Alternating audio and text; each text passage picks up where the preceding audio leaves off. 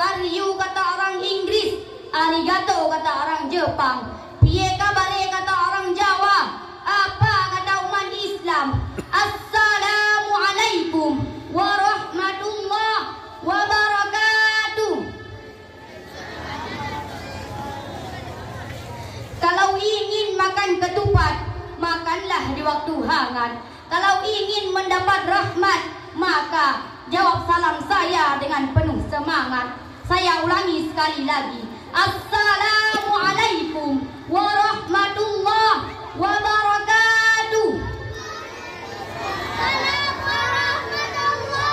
Alhamdulillah.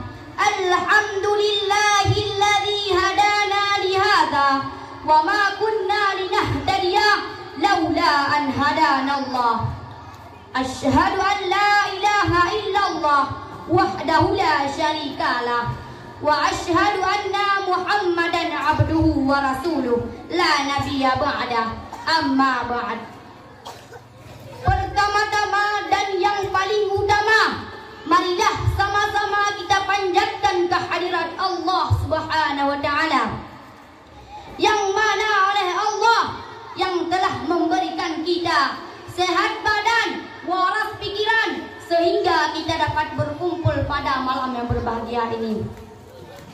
Salawat bermahkotakan salam, mari sama-sama kita hantarkan kepada baginda kita, yaitu pahlawan revolusi Islam yang bertitel Habibullah, yang berpangkat Rasulullah.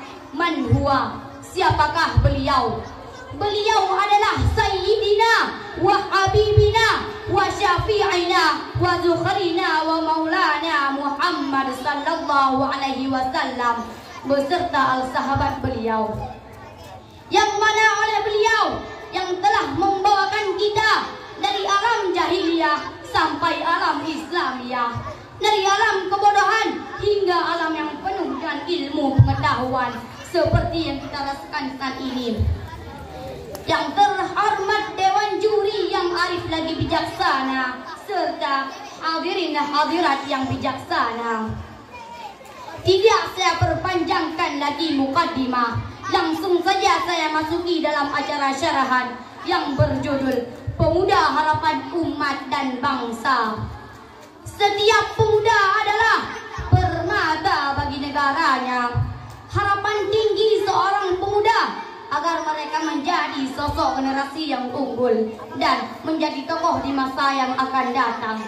Syubhanul yaum ridha din ghad. Seorang pujangga Mesir yang indah pernah berkata, sesungguhnya di tangan pemuda terdapat suatu umat wafi ad-damiha hayara, dan di kaki pemuda terdapat keadaan umat.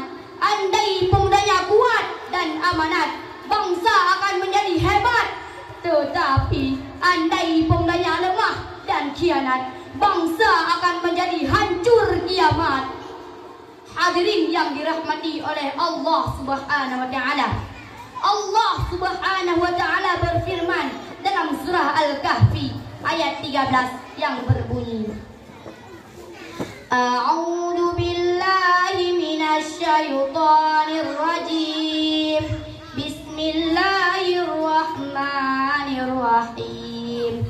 Nahnu naqussu 'alaika nabahum bil haqq. Innahum fityatun amanu bi rabbihim wa zidnahum huda. Artinya, kami kisahkan kepadamu Muhammad cerita ini dengan benar. Sesungguhnya mereka adalah pemuda-pemuda yang beriman kepada Tuhan mereka, dan kami tambahkan petunjuk kepada mereka.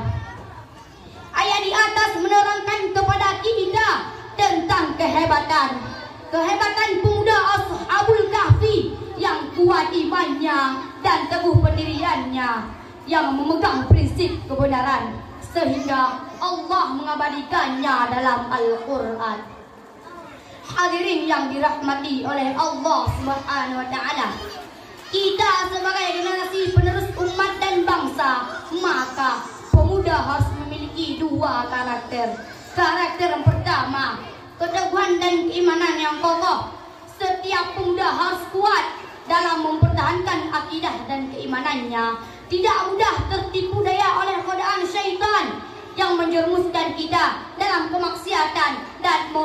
masa depan.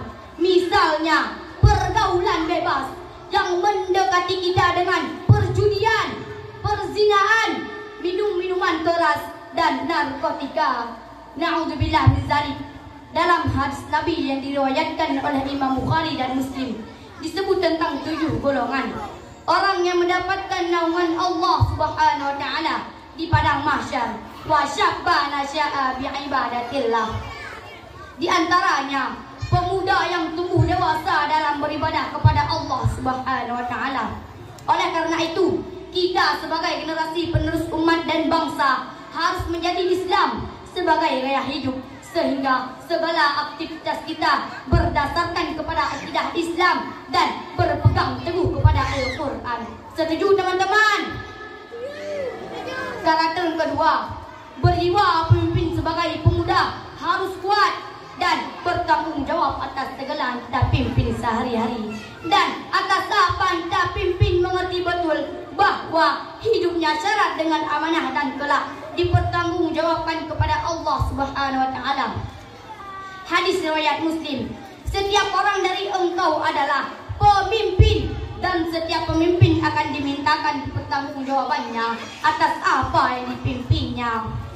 Hadirin, hai, jadi pemuda harus jadi pemimpin, bukan menjadi pemimpin cuma bisa selfie atau upload foto, umbar aurat di WhatsApp, game online menjadi hobi hingga lupa sholat dan mengaji. Usaha keras eksis di dunia maya, tapi tidak bisa berprestasi dan berkarya di dunia nyata.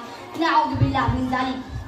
Dari syarahan saya tadi, maka dapat diambil kesimpulan bahwa untuk mewujudkan Indonesia hebat bersama umat ialah dengan mencetak generasi penerus umat dan bangsa yang mempunyai keimanan yang kokoh serta berjiwa pemimpin. Oleh karena itu, pemudalah yang menjadi garda terdepan dalam menyongsong Indonesia hebat bersama umat. Kalau ada sumur di ladang, boleh kita menumpang mandi. Kalau ada umur panjang, boleh kita berjumpa lagi. Pat ranup yang hana mirah, pat senerah yang hana bajau, pat kata yang hana salah, na ba'awai hana ba'dudo. Usikum bitaqwallah, hadanallah wa iyyakum ajma'in. Assalamualaikum warahmatullahi